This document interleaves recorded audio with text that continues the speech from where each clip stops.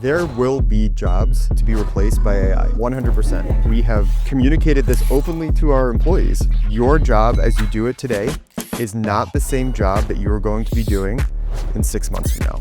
I can't look at any employee across the company. The things they are doing today are being done the exact same way that they were doing them 6 months ago.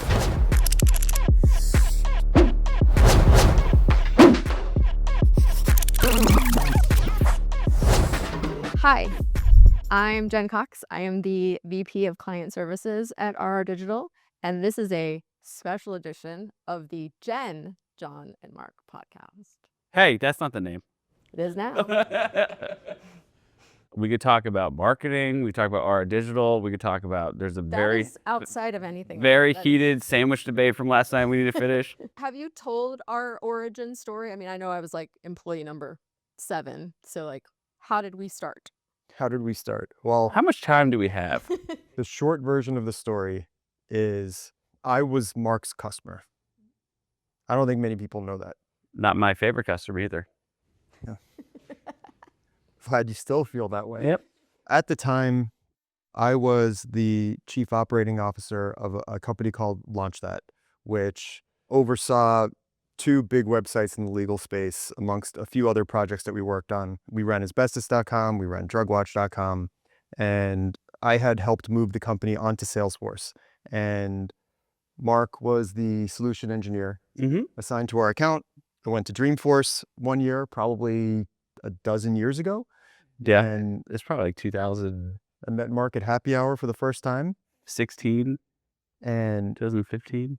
I asked Mark, what is the one pain point that clients have with Salesforce that hasn't been solved yet? Mm-hmm. And immediately, Mark's answer was, Logging communication from your cell phone into Salesforce, like actual text messages. and I said, okay, that's actually a great idea, right? 12 years ago, people were using text messaging, but it was not like it is today where it's getting logged in CRMs. And Because traditionally you just log your emails and your like phone calls after you kind of put your notes in. Yep. Also back then it was like pretty taboo to like text your clients or like prospects. we went back from San Francisco back to Orlando, and I wound up building out an arm of our agency that was we were doing Litify work and other Salesforce work.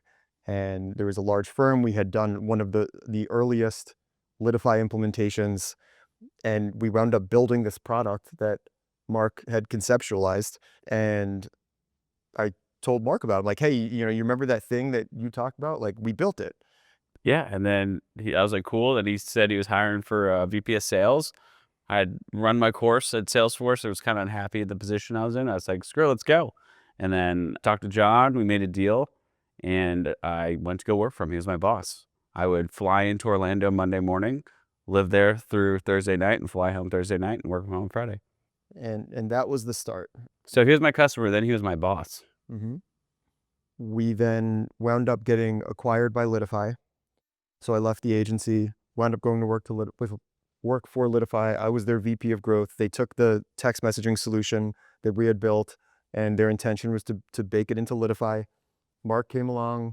Damien, our current head of development, came with us from the agency to Litify, and he's still with us now. And, you kind of fast forward through COVID, and we both wound up leaving Litify, and Mark went back to Salesforce, and I was trying to figure out what to do with life. I just chose to leave because I would much rather market to people versus marketing to businesses, and especially marketing very expensive software with a very long implementation cycle to lawyers was just, it didn't excite me. And then I got in a car accident. Yep. And we are actually business partners because of a car accident and Deli. Very specific Deli. Yep. So I happened to call Jon that day, and he had just been T-boned. He was like, hey, just got T-boned. I'm real frazzled. The kids are freaking out. Car's totaled. I'll call you back later. So I next dayed him some Katz Deli. And then he calls me the next day or 2 days later. He's like, did you mail me Katz Deli? And I'm like, yeah, man, that's what friends do when friends are in distress. And then I have spoken to him every day of my life since. That's the truth. There's a lot, right? So that was like, I don't know, 6, 7 Car years axes ago. and Katz Deli is how this. That's a pretty good one. How we're And as Jerry Seinfeld would say, yada, yada, yada. yeah. And here we are. And then along the way, we just started doing marketing for lawyers. Yep. It started from nothing, right? It was literally like Mark was moonlighting and I was kind of trying to figure stuff out, and he was still working at Salesforce, and we were testing different things out, and we just kind of built everything from nothing into, here we are 6 years later, whatever it is. And now there's almost 70 of us. We have employees all across the country. We have an employee who used to live in the country who now lives in England. Yeah, I mean, it's been quite the ride. And right before this, like, we just sat and interviewed Mark Lanier, like something I never thought in a million years would happen. Oh, wait, we interviewed him. He's also been our client for the past 4 years. Yeah. 4 years. Yeah, but it's different. Like, Jen sits down, she's like, I feel like Mark Lanier. I'm like, yes, because Mark Lanier was sitting on that couch about 20 minutes ago. It is still warm from Mark Lanier. I remember my interview when I started. I do as well. My first impression of both of you was that not only were you incredibly smart, but that you were excited about what you were building from the beginning, and it made me excited. I was like, I do SEO for hotels, and I had 100+ clients, and we weren't accomplishing anything, right? Like, we had a very controlled CMS. There was very little we could actually do SEO wise. And so then I was like, wait, I can move needles. I can do something, right? So what qualities did you see in each other that made you join up and start this? Jon is an incredibly difficult person to work with, which is my favorite thing about him. The reason he's difficult to work with because, well, he doesn't like to admit he is a super genius, and he's able to compute and keep more things in his head at once than a normal brain can. Yes. So when you first start working with him, it's very frustrating that he can lane switch between 20 topics and be on point in different conversations or wherever he is, and getting used to that is very difficult. It's simultaneously exhausting and exhilarating. I don't know where I'm gonna land. But for me, I had to learn how to work with him when he was my boss to understand this. But once you start understanding, there's nothing we can't do because we're both idiots that we believe we can do anything we want to do. And between the two of us, we're just agreed that I was like, let's just figure it out. We don't try to overthink things, think it's too difficult. I had someone who had the horsepower, who was a great collaborator with me, where we can just see the world we want to build and go build it and not let the roadblocks or the challenges get in the way. Mark Lanier quoted in his speech, I think I was reading from earlier today, it was like, the roadblocks are the path, or what do you put? Obstacles are the path. The obstacles are the not path. in your way. Yeah. So we decided hey, we're gonna build a company. Instead of going the easiest route to choose everything, what is the right way to do something, which is almost always the hardest. And we went with the mentality of let's just go with the hardest path first, because that's the best thing for the company, for our clients, for the results we want to deliver. And doing that by yourself is really challenging. When you have a partner to share that mental load to tackle the task with, it's what made it exciting to work with Jon. Good luck. So this. I'm a little bit older than Mark. Yep. A little bit. I'm a little bit older than both of you. It's fine. But you look better than both of us. No comment.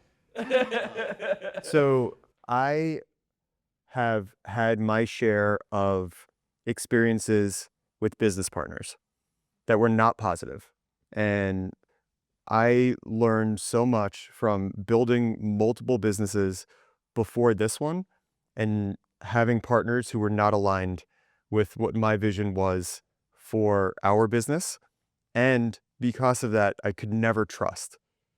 And I had, in 2007, I opened my first restaurant. Now I had business partners in that restaurant. And my communicated vision, or at least what I thought I had communicated clearly at the time, was I do not want to be a restaurant operator. That was never something I wanted to do.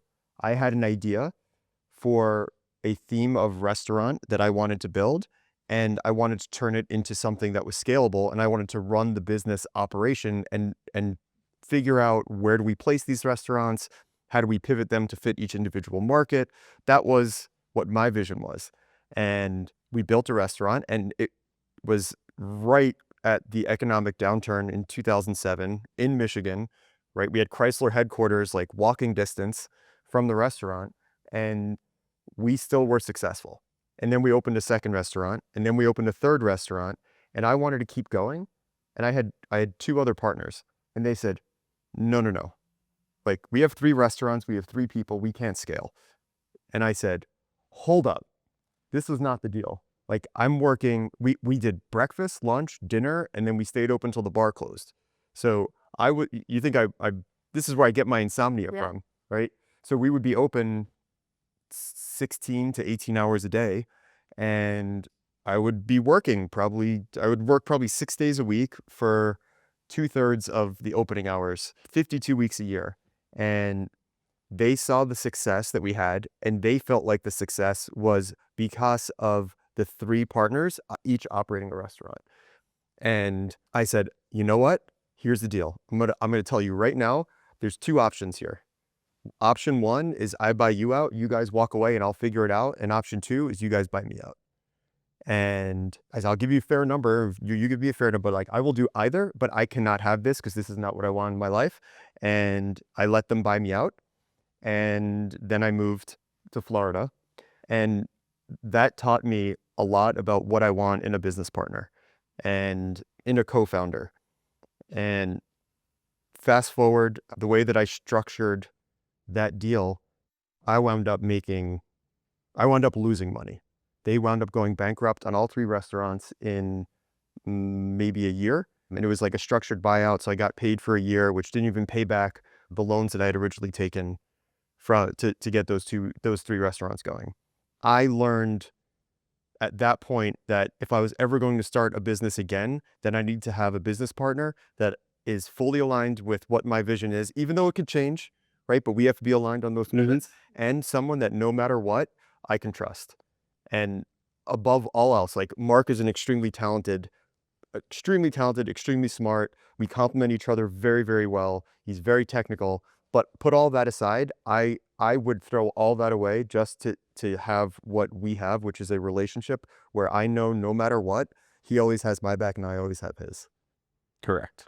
We have one golden rule. We will never fuck each other over. Correct. So my job is client services, and I take it very seriously, and I have very high standards for my team.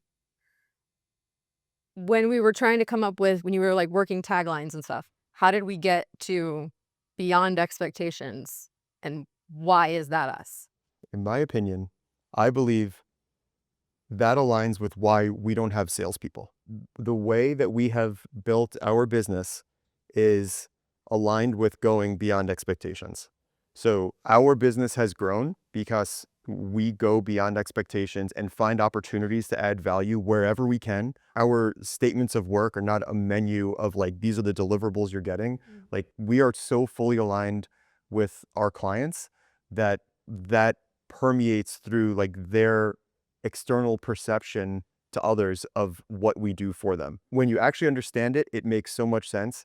But when you look at it from the outside, it's like, hold on. So you're doing their SEO, right? Why are you also like building out their dashboards? Why are you like fixing their lead flow? Calls? Why are you? Yeah. Why did you build out an intake AI platform to grade calls and help their intake team convert calls better? Why? Because no matter what expectations any of our clients have for what they're going to get out of the relationship with the company, we always have to just go further. There's always more, and we shouldn't necessarily always just be saying we need to do more and always charge for that. Like, we're fully aligned with our clients.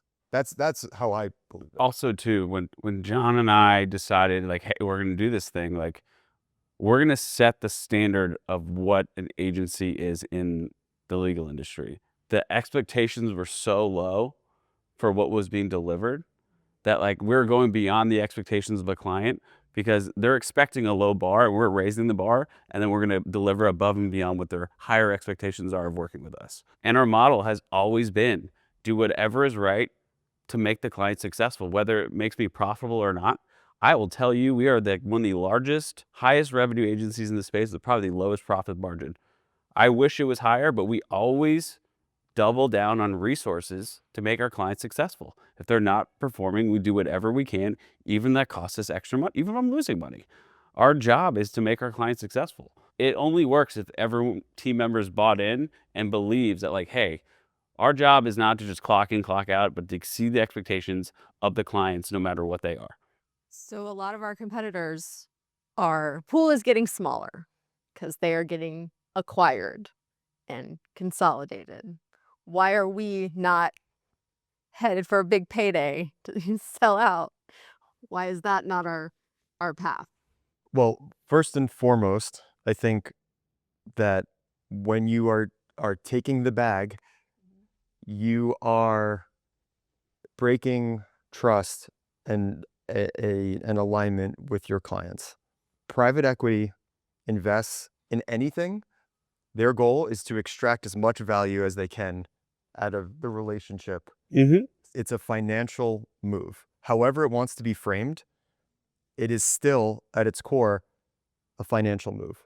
And Mark just talked about this. Like we have clients that we work on where we know we're doing things right now that are costing us more than what the client is paying us, but we're doing right by the client, and that will retain them long term. You cannot do those things in that environment. If we got acquired by private equity, our model doesn't work. Private equity would never acquire us if they actually came behind the scenes and looked at the operation. We tell people all the time, like, yeah, so we're headquartered in Orlando, and we've got like 15 people who work in Orlando, and then we've got like another 55 people that are all spread out.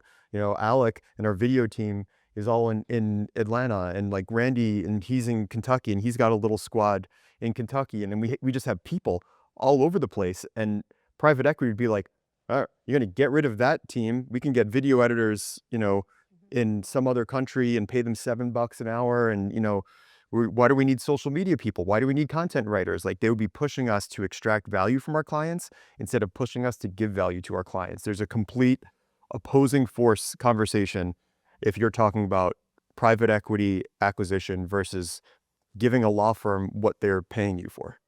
Anything you want to add? We believe we have a vision for the company, a vision of the standard that needs to be met, and it will be compromised if it's anyone besides us leading that vision. And by us, by the way, it's not But like, our team. yes, like you know this, but you are a over time you've become a part of the decision making of what we do, not just what we do, but how we do it. And you go back to like when I was running my restaurants, like the alignment with everyone from top down on like how you're going to go about building your business, that sets the stage for everything that you do as a company. And it's founder-led business versus a money-led, private equity-led business are two completely different things. I love our executive team who has not changed from the beginning. It has been you and David and Evan and Damien and Mark and I, and we make decisions together, and that's it. We want to make sure that our incentives are always 100% aligned with our clients. If they are successful, they will make us successful. Yes. Which goes back to why we don't have salespeople, right? Like who is involved in every single prospect that is brought to us? It's either you or me or Jen. Yes. And that's it. And nobody else. And a lot of those relationships are brought to us. I mean, almost all of them are brought to us through clients who want to share the secret of what they're doing. I love that. It makes life so much easier. Harder in other ways, but like, you know, so much easier in other ways because you don't have client attrition. You know, we don't have these giant sales budgets like other agencies have. We don't have quotas that we have to hit and worry about we're going to expect to lose 30% of the clients this year. So we got to add on, 30% to make up for that. Plus we have to add on whatever the growth numbers are that are expected of our board. No. At the end of the day, it's Mark and I at 4 or 5 o'clock in the morning every day, texting each other, talking about like what our priorities are for the day or the week, and then having meetings with you guys about how we're going to go about executing on those priorities. That's it. What is the best part of traveling with you, and why is it Seafood Towers?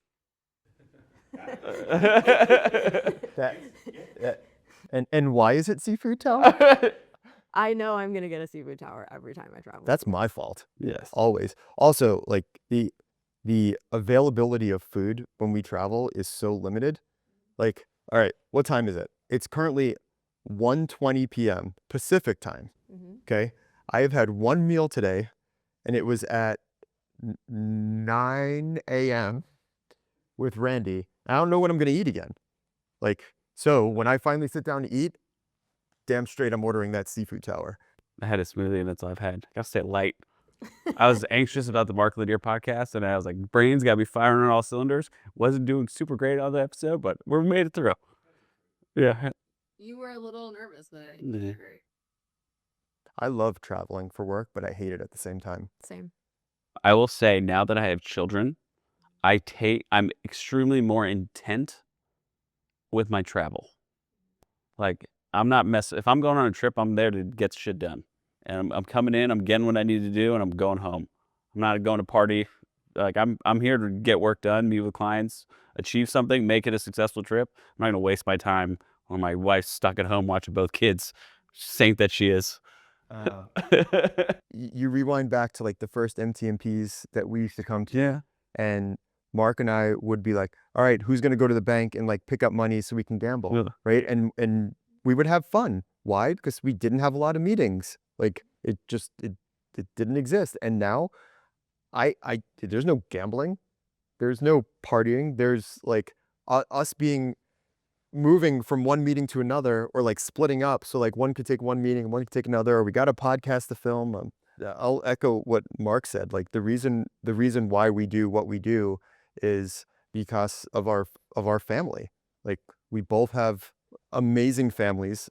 I love Mark's family. I know that he loves my family. My wife is at home, currently 7 months pregnant with our third boy. And like I when I leave for these trips, I try to schedule my flights so that I can drop my kids off at school and then rush to the airport, get on a plane. I do what I need to do here. And many times, and Mark thinks I'm crazy for this, but many times I'm flying back the same night. When I went to LA and met Bonk there, I left. That time I had to leave at like 5 o'clock in the morning because we're flying across the country. I fly to LA. We do everything we had to do all day. And then I red eye back that night. And I get home just in time to drive home, pick up my kids, and take them to school again the next day. And Emmett and Levi, if you guys are watching this at some point, know that is why we do what we do. It is because of you guys and because of your brother coming next month and because of your mom that Mark and I do what we do. So while we've been here at MTMP, we have most of the exec team. Evan's out because he's on paternity leave. But we've been having big conversations about how we're going to move forward. So how are we going to move forward? What's next? Well, historically, like my background has been in legal SEO, and we've built this agency to be the best legal SEO agency. And over the past 6 months, we've had to evolve dramatically because the landscape has evolved. Probably a year and a half ago, maybe 2 years ago, Mark and I had a conversation about like this evolution into video. Like we saw it happening and we knew that we had to do it. And we started testing out like what's the right way for us to do it. And eventually we wound up building our own video team. And over the past 6 months, we've had to do that in other areas. We've had to do it very quickly. So we now have a social media team that is incredibly good. We now have a paid team that is incredibly good. We have a business analytics team that's incredibly good. Our content team, right?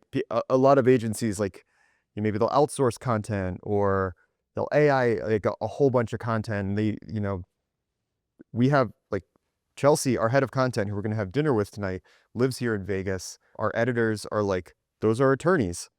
Those are attorneys who are also content editors. So they're reviewing the content at a very high level. And our content writers, we have one of our writers happens to live in Vegas as well. We're going to meet her tonight. So like we have that content arm. We built a PR arm. Like I think that the future of the company is providing whatever it is that a law firm needs to sign more cases. However, we have to do that through a digital path. Granted, pretty much everything is digital now, including TV, but like, are we helping our clients, design their billboards? Yes. Are we helping our clients like determine if their current TV strategy is the right TV strategy? Yes. We just want to be both the strategy drivers as well as the executors of that strategy.